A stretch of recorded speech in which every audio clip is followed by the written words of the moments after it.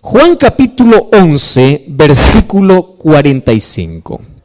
Vamos a leer ahí el texto. Juan 11, 45. Dice así la palabra de Dios. 11, 45. Dice, muchos de entre los judíos que habían ido a visitar a María, viendo lo que Jesús hizo, ¿qué cosa sucedió? Creyeron en él. Vamos a leer una vez más el texto. ¿Está bien? Una vez más. Dice así: muchos de los judíos que habían ido a visitar a María, viendo lo que Jesús hizo, ¿qué cosa dice la Biblia? No escuché. ¿Qué cosa dice?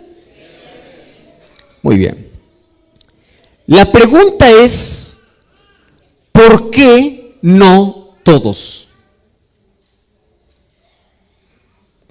¿Y saben qué cosa es triste ver este final de historia? Yo no sé cuántos finales ustedes esperaron que sean lindos y no tiene un final que ustedes esperan. Miren, todo está preparado para que el final pueda ser feliz. ¿Y el final fue feliz o no? Claro, hubo resurrección, acabó con el dolor, acabó con las preguntas, porque toda la gente se preguntaba por qué Jesús no llegó, dónde estaba Jesús cuando más lo necesitaba, por qué llegó tarde, por qué ahora. Todas esas interrogantes acabaron. Solo que el final de la historia me hubiese gustado que fuese así. Y después que vieron a Jesús hacer el milagro, me hubiese gustado que que allí dijera: todos creyeron en él. Me hubiese gustado. Pero no dice así. Voy a hacer una pregunta. ¿Cuántos vieron el milagro? Todos. Repitan eso. ¿Cuántos vieron el milagro? No escuché. ¿Cuántos vieron el milagro? Todos. ¿Cuántos creyeron? ¿Por qué no todos? ¿Qué sucedió con aquella gente que no creyó? Vamos a leer el versículo 53.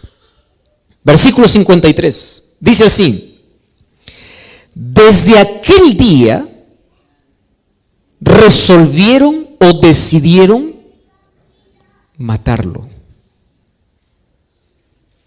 ¿A quién? A Jesús. ¿Quiénes decidieron matar a Jesús? Los que no creyeron. Porque aquellos que vieron el milagro y creyeron en Jesús, lo aceptaron como su libertador, lo aceptaron como el Mesías, lo aceptaron como el Hijo de Dios. Pero aquellos que no creyeron, decidieron matarlo. Tú ya sabes hacia dónde estoy yendo, ¿verdad? El asunto aquí es, ¿crees o no crees? Porque no hay nadie que dice: pastor, yo estoy en medio, a veces creo, a veces no creo. No, es simple. Aquellos que no creen forman parte del otro grupo que toman la decisión de matarlo.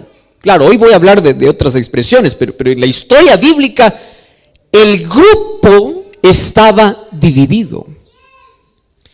Y una de las cosas que a mí realmente me deja con ese sabor agrio, con ese sabor amargo, es que Dios crea todas las condiciones para que el ser humano se salve, y aún así Él decide perderse. El ser humano. Dios hace milagros, te da vida, te da familia, te da trabajo, te restaura, te ofrece perdón, te ofrece salvación, extiende su mano, te dice: yo quiero salir, y tú dices: no, yo quiero alcohol, yo quiero droga, yo quiero placer, yo quiero autodestrucción, yo quiero amargura, yo quiero fracaso, yo quiero dolor. Y el ser humano elige aquello que no le hace bien. Y aquí hay un viejo dicho que dice, ¿no? aquel que no quiere creer, aunque ve el mayor milagro, no cree. No cree. Y aquel que quiere creer, aunque no vea, cree. Te doy un ejemplo. Un día Jesús estaba pasando por Jericó.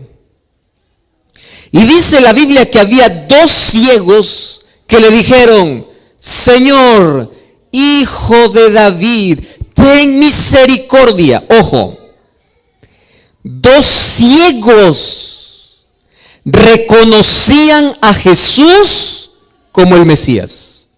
Ciegos. Y aquellos que veían milagros, poder, vieron tantas cosas, no lo querían aceptar como el Mesías. Porque aquel que no quiere creer, no importa cuántas cosas pueda haber, no cree. Ahora, muchos creyeron. Me llama la atención esto. Muchos creyeron. ¿Y por qué no todos? Y yo quiero a propósito ahora volver 10 versículos atrás. Vamos al versículo 35. Ustedes se acuerdan que yo estaba con una deuda desde hace 2 noches. Yo les dije que esta última noche iba a dar la respuesta a un interrogante que yo siempre tuve. Versículo 35 de San Juan capítulo 11. Juan capítulo 11, versículo 35. Hemos leído el 45 primero, ahora el 35. Dice así, es uno de los textos más cortos de la Biblia. Tanto así que algunos ni siquiera necesitan allí leer. ¿Qué cosa dice el texto? Jesús lloró. Muy bien, hoy voy a dar la respuesta entonces. ¿Por qué lloró Jesús? ¿No crees que Jesús lloró? Porque ahí estaba Lázaro muerto, estaba detrás de una piedra, estaba con el cuerpo descompuesto. ¿Por qué iba a llorar si sabía que lo iba a resucitar? Tú no lloras cuando sabes que hay solución. Las lágrimas del ser humano es la muestra o de una emoción fuerte, o de una desesperación, o de una angustia que el ser humano enfrenta al ver que todo acabó. Al ver que es impotente, al ver que no puede. Y el ser humano desahoga y llora. Y ahora dice, Jesús lloró, solo que no nos explica el por qué. Y el evangelista empieza a avanzar con la historia. Ahí Juan continúa escribiendo su libro y dice, Jesús lloró, punto. Y de allí continúa con la historia. De ahí le dice, quita la piedra. De ahí le dice, Lázaro, sal. Y de allí continúa con la historia. Y termina allí diciendo, entonces muchos creyeron, pero otros decidieron matarlo. Ahora tiene explicación y respuesta las lágrimas de Jesús. ¿Por qué lloró? Porque él hizo todo, escúchame esta palabra, todo, para que la gente pueda creer. Lo mismo hoy. Jesús hizo todo para que tú puedas salvarte. Todo. Pero la gente no quiere creer. Si hay algo que lastima tanto el corazón de Jesús, es la indiferencia, la soberbia, la terquedad, la rebeldía. Tú ya escuchaste acerca de un amor no correspondido. ¿Qué es un amor no correspondido? Donde una persona hace todo, absolutamente todo, y hasta lo imposible para que la otra persona también responda a ese amor, pero no responde. Hiere. ¿Y tú sabes cuál es el amor menos correspondido en este planeta? Es el amor de Dios para el hombre y la respuesta del hombre para Dios. Hace todo, pero algunos creen y otros lo condenan.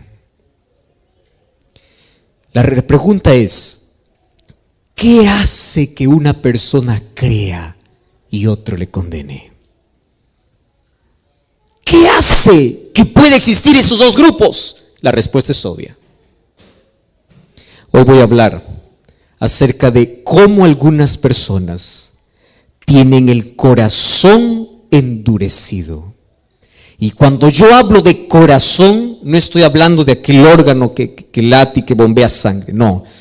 La Biblia, cuando habla de corazón, está hablando de conocimiento, de inteligencia, del cerebro, está hablando del asiento de nuestras elecciones, de nuestras motivaciones, está hablando de nuestra mente específicamente. Ahora la pregunta es, pastor, ¿el ser humano puede cerrar su mente a la influencia del Espíritu de Dios?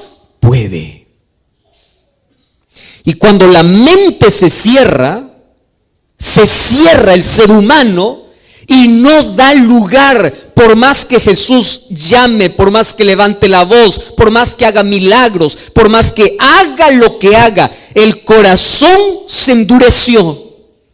Solo que para tener el corazón duro, no creas que el ser humano nace con un corazón duro. El endurecimiento del corazón es un proceso en la vida, donde el ser humano va perdiendo la sensibilidad.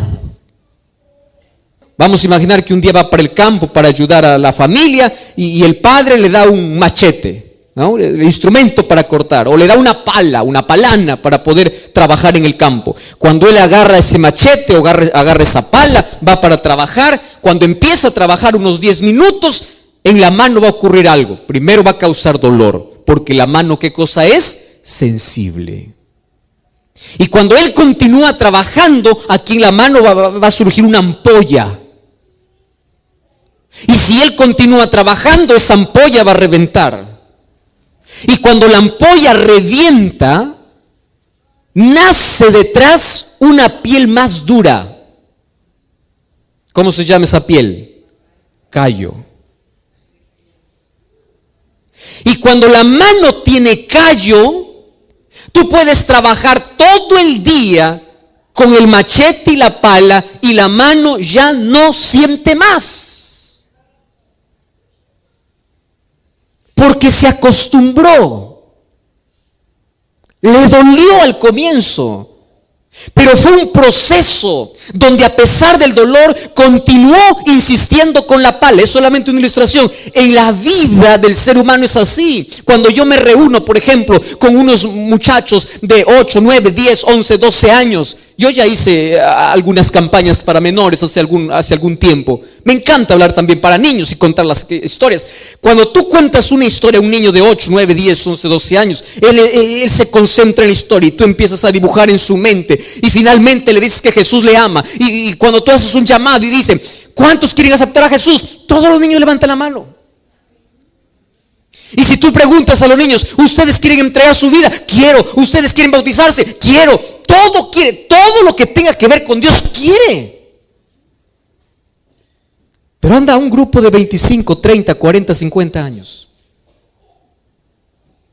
Y empieza a contar la misma palabra. Empieza a hablar del mismo poder.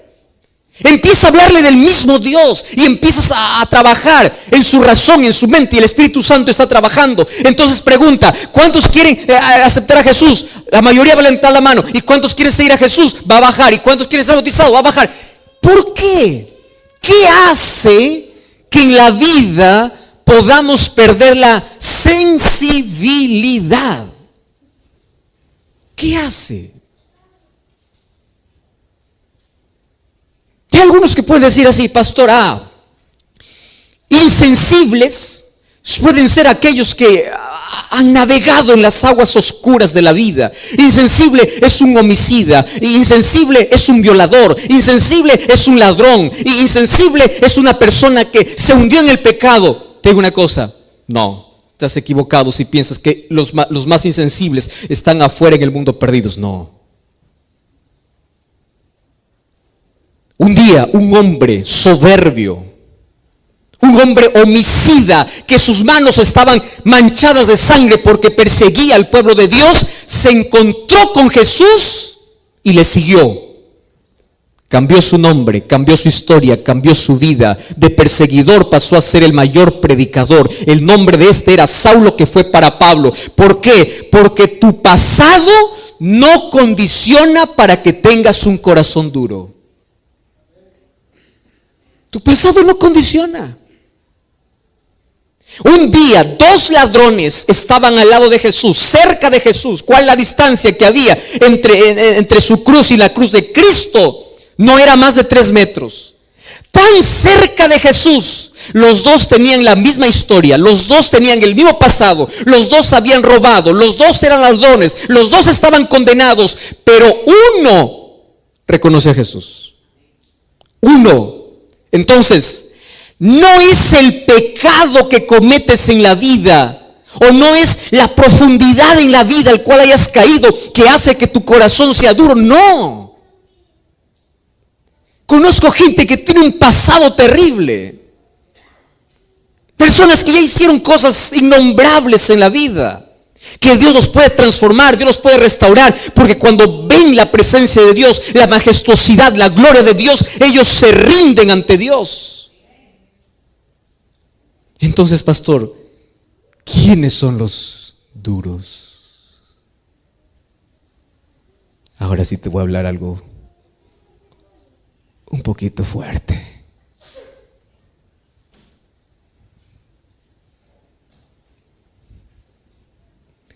¿Sabes quiénes son los que tienen el corazón más endurecido?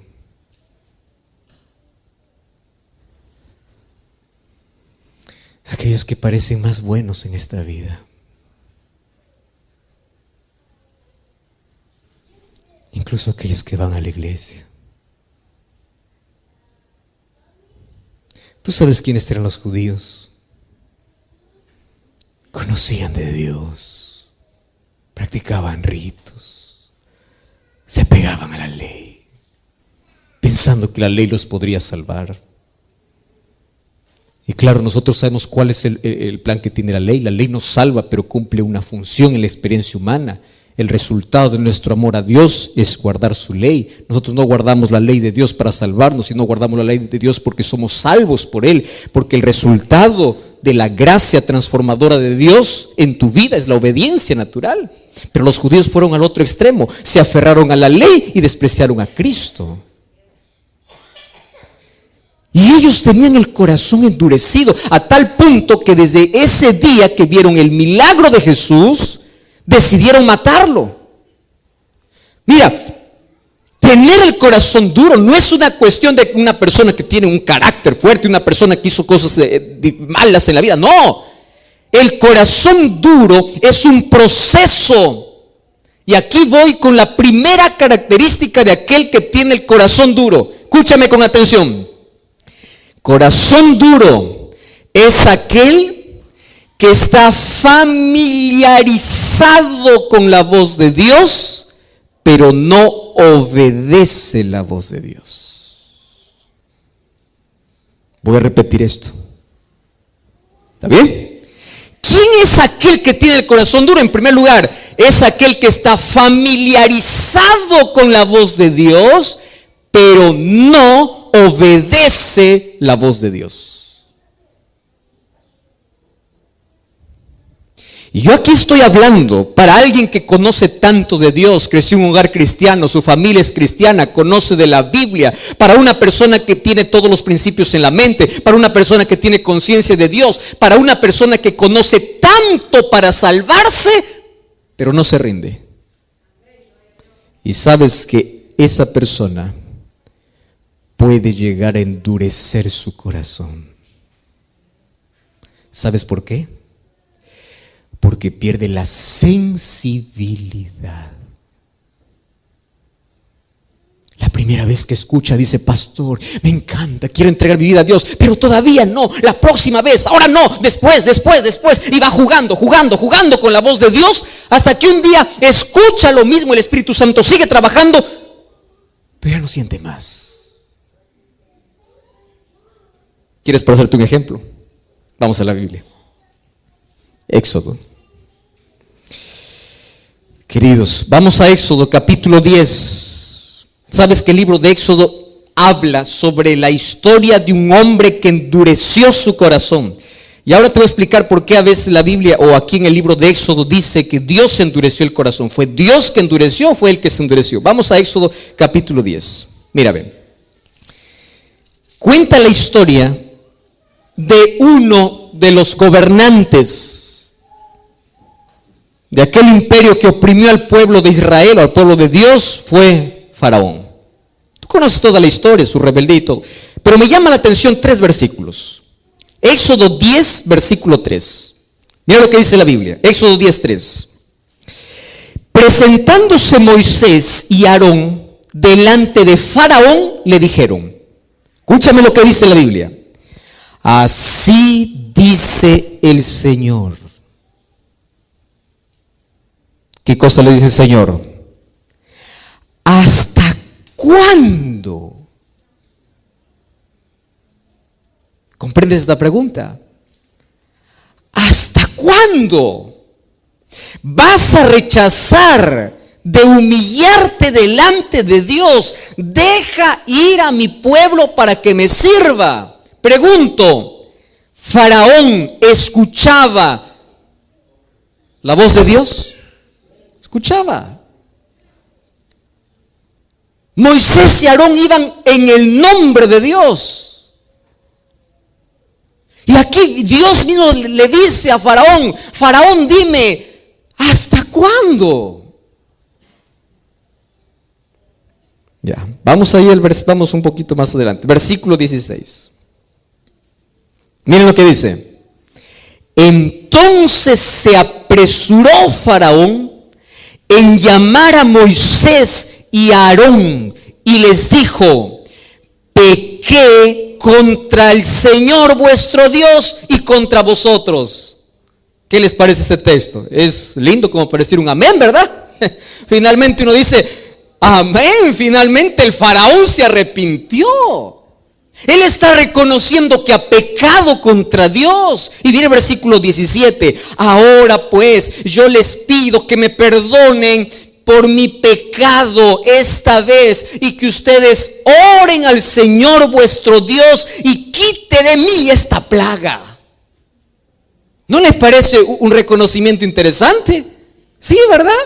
Y puedo decir, wow, amén, aleluya, el faraón se arrepintió. Lee un poquito más abajo. Versículo 20.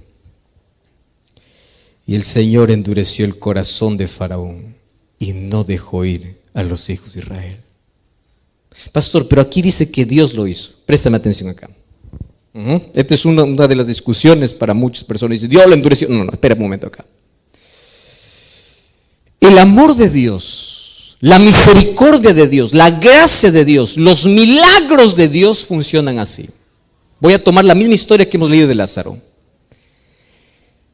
¿Quién hizo que algunos creyesen y otros no creyesen después de haber visto el milagro? ¿Eso fue decisión divina o decisión humana?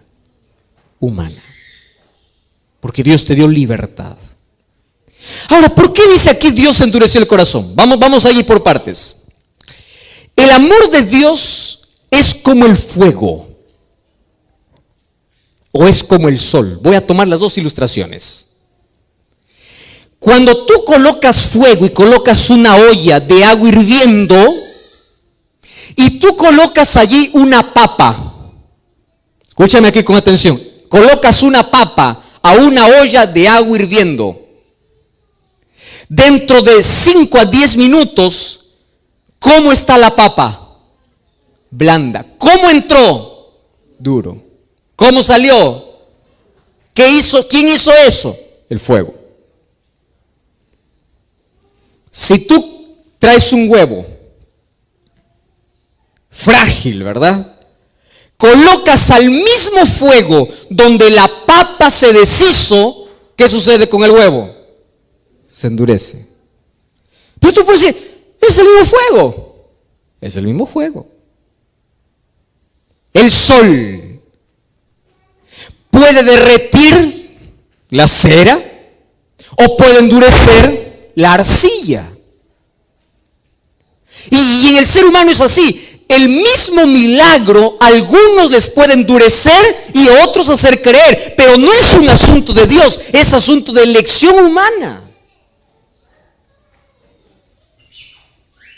Y fíjate lo que sucede con esa historia. ¿Qué sucede con Faraón? Faraón dice, está bien, yo pequé, ahora reconozco, está bien, quítame por favor esta plaga, me está molestando. Ahora, ¿qué sucedía? Quitaba la plaga y nuevamente se endurecía. Muchos tienen el corazón de Faraón. ¿Sabes cuál es el corazón de Faraón? Aprenden a jugar con Dios. ¿Por qué? Porque solamente buscan a Dios en la necesidad. Pasa la necesidad y dan la espalda a Dios. Tú ya viste una persona que está en problemas, por favor oren por mí, una persona que tiene algún enfermo, o una persona que está enferma, ore por mí y yo después voy a servir al Señor. Esa persona se sana y vuelve a su vida. ¿Quieres un ejemplo más claro? Yo no sé cómo aquí reaccionan, pero allá, por ejemplo, he estado ya en varios países. Cada vez que existe un terremoto, estoy a contar una historia, me parece una de estas noches. Cada vez que existe un terremoto, hasta aquel que dice ser ateo va a orar. Las iglesias se llenan, todos confiesan sus pecados, la tierra tiembla, los edificios caen, la gente se desespera, la gente busca a Dios, la gente hace todo y dice, Señor, sálvame, Señor. Pasa el terremoto, la gente volvió a su vida.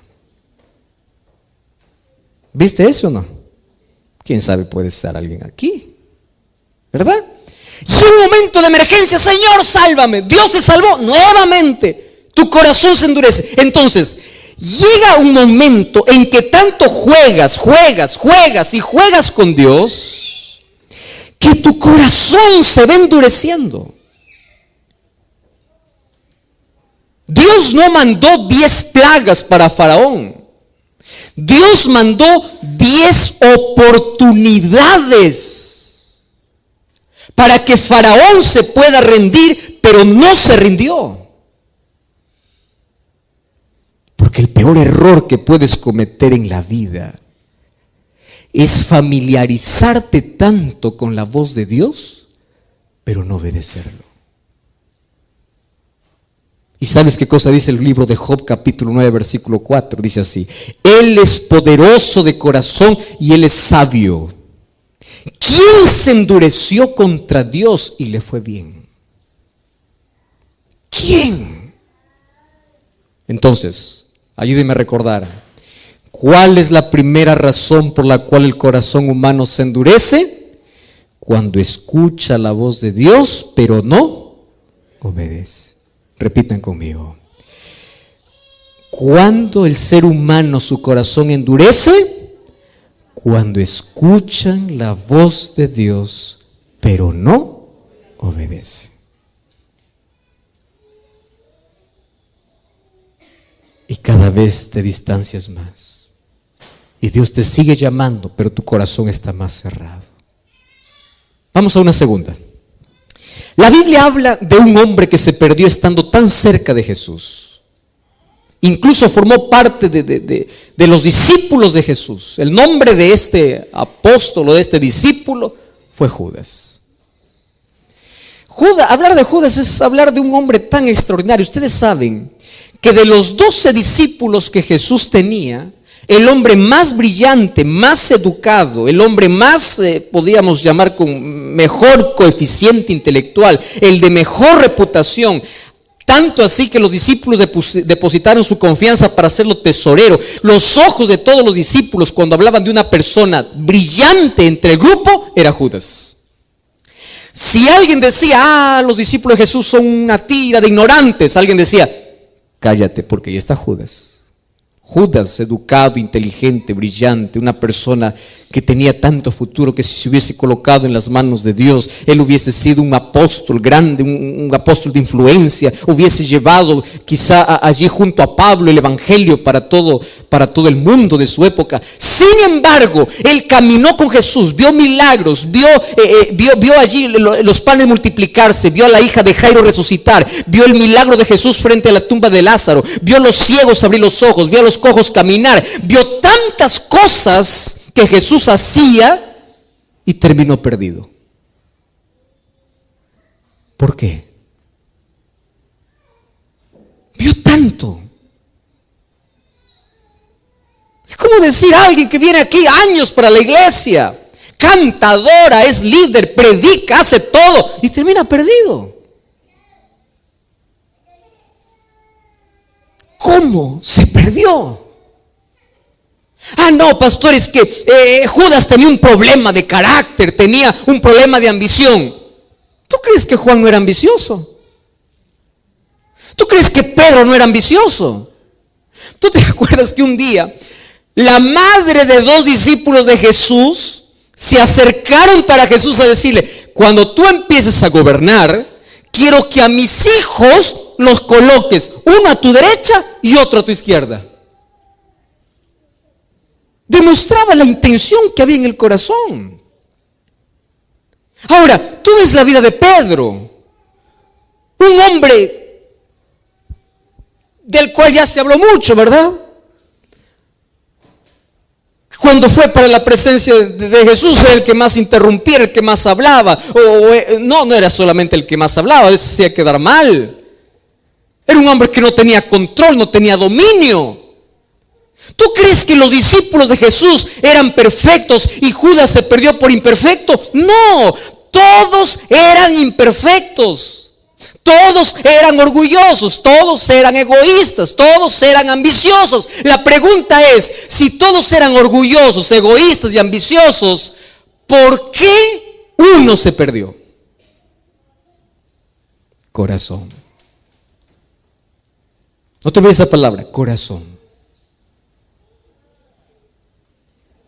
Lo que te voy a decir ahora, yo quiero que lo grabes allí, lo escribas en tu mente. El pecado no es un problema para Dios, porque Dios te puede limpiar de todo pecado. Por eso Él dice: si tus pecados fueren como la grana, como la nieve, serán emblanquecidos. Pero ven, es decir, la mancha de egoísmo, de orgullo, de pecado en la experiencia humana no es un problema para Dios, porque por eso Jesús vino, para morir por nuestro pecado. El problema no es ser pecador. ¿Sabes cuál es el problema? Aferrarse al pecado. El problema es saber que tú tienes una herida y no quieres tomar la medicina. Todos eran ambiciosos, todos eran orgullosos, todos eran pecadores, pero todos se rindieron a Dios y Jesús fue transformando el carácter de uno a uno. Y mira ese pescador Pedro en el grande predicador, mira ese Juan hijo del trueno en el discípulo del amor, mira ese Tomás incrédulo ahora proclamando quién es Jesús, mira a todos esos discípulos transformados. ¿Qué pasó con Judas? Judas se aferró donde no debía aferrarse. Es decir, nunca se rindió.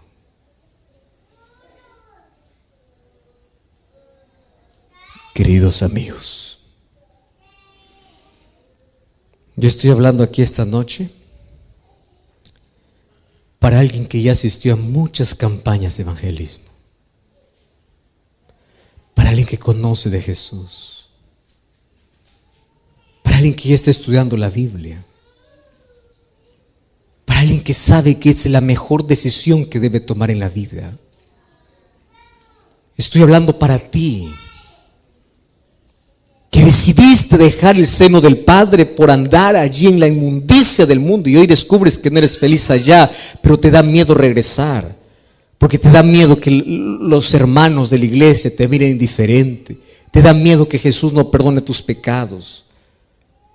Déjame decirte una cosa, vuelve, ven a Cristo.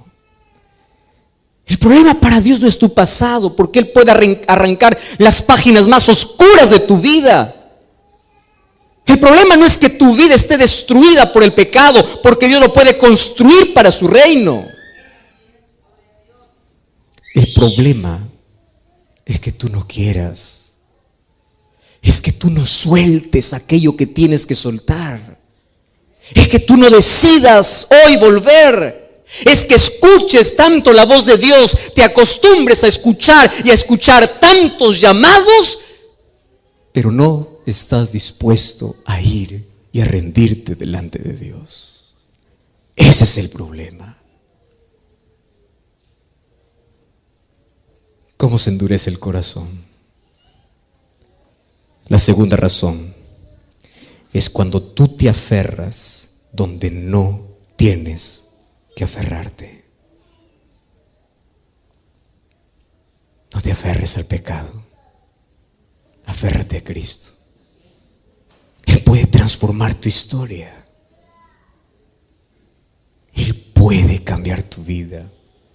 Por eso la invitación de Jesús es así: si oyeres hoy su voz, no endurezcáis vuestros corazones.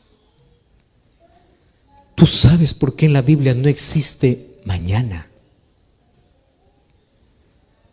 Porque el mañana es un misterio que no sabes si lo vivirás. Apocalipsis 3:20 dice así: he aquí estoy. No dice estaré. ¿Qué cosa dice?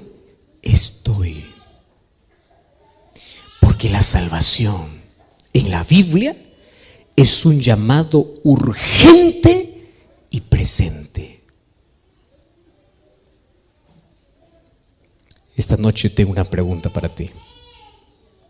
Y la pregunta es: después de haber visto tantos milagros en la vida, ¿cuál es tu actitud? ¿Creer o condenar? Esa respuesta lo tienes tú. Si hay una de las cosas que más me entristece, es imaginar el rostro de Cristo bañado en lágrimas, donde Él hace todo, absolutamente todo para salvarte, pero tú eliges perderte.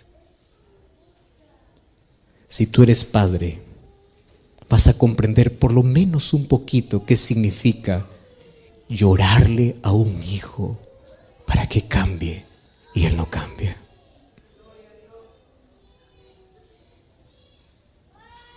Si eres padre, por lo menos puedes sentir un poquito qué significa sufrir al ver que tus hijos se pierden.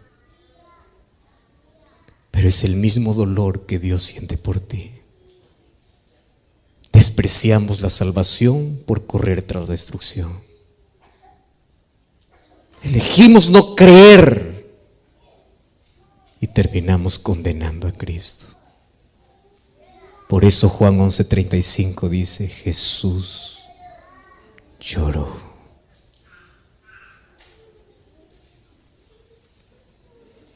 Hace algún tiempo escuché una historia de un muchachito que vivía en una de las tribus allá en el África, muy pobre. Pobre. No tenía ninguna comodidad, vivía casi en intemperie. Y allí un día llegó hasta una de esas tribus un misionero, un pastor. Empezó a hacer una campaña, le gustó tanto al ver de que los niños se reunían y le llamó tanto la atención allí un morenito que siempre estaba adelante, tratando de cantar, tratando de entender todo lo que este pastor, este misionero decía. Hasta que un día le dice: mira, a mí me gustaría que tú puedas venir conmigo, yo te puedo dar educación, yo te puedo dar todo. Y él le dice: pues puede hablar con mis padres. Fueron a hablar con los padres y los padres dijeron: nosotros no tenemos cómo sustentar a este niño, si usted quiere puede llevarlo. Sin embargo, él es nuestro hijo, lo amamos mucho, más también queremos su bienestar. Aquel misionero tomó al niño y lo trasladó hacia una ciudad, le dio educación, el niño fue creciendo, tenía un buen coeficiente intelectual, era inteligente, empezó a aprobar todos los cursos. Un día fue creciendo y a medida que fue creciendo y viendo tantas comodidades a su alrededor, empezó a olvidarse también de su familia. Y después de algunos años él escribe una carta y él ya tiene una novia donde él había dicho: mira, yo vengo de mayores comodidades, donde él se avergonzaba en sí de su origen y él hacía creer a todo el mundo de que él venía de una familia muy acomodada. Un día envía una carta allí para sus padres y allí les dice: miren, yo me voy a graduar, yo voy a ser un maestro. Y los padres, como no sabían ni leer, buscaron un intérprete al ver de que allí leía la madre, o la madre le dice allí a su esposo, el esposo le dice al esposo: yo necesito ir a ver a mi hijo, va a celebrar uno de los mayores logros en su vida, es nuestro orgullo, nuestro hijo. Y el esposo le dice: pero no tenemos dinero y tienes que viajar. Dice: no importa, yo voy a hacer un sacrificio. Ustedes saben el amor de madre. Agarró allí o tomó el primer día. Fue allí de camino durante todo el día, solamente con una cantinflora de agua. Y allí tuvo que atravesar aquel desierto y débil llegó hasta otro lugar donde alguien le ofreció un servicio de caminar por aquel desierto en un camello, en un animal para que pueda llevarlo hasta la ciudad. Y fueron 2 días casi de agonía bajo ese sol caliente, bajo aquella arena que hierve, y a la distancia pudo divisar la ciudad. Y allí el poco dinerito que había juntado durante toda su vida, lo colocó allí en su seno la madre y dijo: lo primero que va a hacer cuando vea a mi hijo es correr, es abrazarle. No lo vi tanto tiempo, yo lo amo, no pude darle lo mejor, pero yo lo amo. Y le voy a decir que siempre lo extrañé, siempre lo amé. Y cuando llegó allí, ella averiguó dónde estaba la universidad. Entonces tú puedes imaginar la madre cómo estaba, ¿verdad? Andrajosa, no tenía un zapato, estaba descalza, estaba con un vestido, no, ni siquiera un vestido, ¿verdad? Era pocas ropas que tenía por la miseria donde ella vivía. Y de pronto, cuando llegó a la universidad, allí este muchacho vio que en la distancia se aproximaba alguien que parecía ser de su tribu. Y aquel día era el día de graduación. Y aquel día fue donde todos tenían que celebrar. Y él era uno de los alumnos más brillantes. Y él se fue, se escondió y dijo: yo hoy día no voy a salir. Hasta que el rector se dio cuenta de todo eso. Y en aquel día donde estaban entregando las diplomas para todos, en aquel día le dicen a este muchacho: nosotros tenemos una sorpresa para ti. Y todos estaban en silencio. Y en ese momento se abre el telón y aparece la madre. Y corrió allí para el cuello de su hijo y empezó a llorar. Y le dijo: hijito, yo viajé 3 días solo por verte. Y este muchacho se acerca al oído de la madre y le dice así: maldita mujer, ¿por qué viniste a verme? Yo no soy tu hijo. Viniste aquí para poder avergonzarme delante de todos mis amigos en una de las ceremonias más especiales de mi vida. Y aquella madre se abrazó del hijo y le dice: yo vine porque tú eres mi hijo. Tú eres mi hijo. La historia cierra diciendo que esta madre de regreso murió en medio camino. Pero no le mató la debilidad, no le mató cruzar un desierto. Lo que le mató fue la indiferencia de haber hecho tanto por ver a su hijo y sentir el rechazo de su hijo. Nuestra actitud es así. Un día Jesús viene a tu vida y mientras tú estás trabajando, mientras estás en el mejor momento de tu vida y dice: yo morí por ti, yo hice todo por ti, yo te sostengo, yo te doy vida, yo hago todo, hice milagros, hoy te doy vida. Yo vengo, quiero darte todo. Y a veces nuestra actitud es: sal de mi vida, yo no te necesito. Y nuestra arrogancia y nuestra dureza de corazón nos lleva a la mayor destrucción de la vida. Queridos, no hagamos llorar a Jesús. No hagamos llorar a Jesús. Nuestra incredulidad, nuestra arrogancia y nuestra dureza de corazón rasgan el corazón de Dios. Él hizo todo por salvarte. Todo lo que tienes que hacer es rendirte. Ven a Jesús.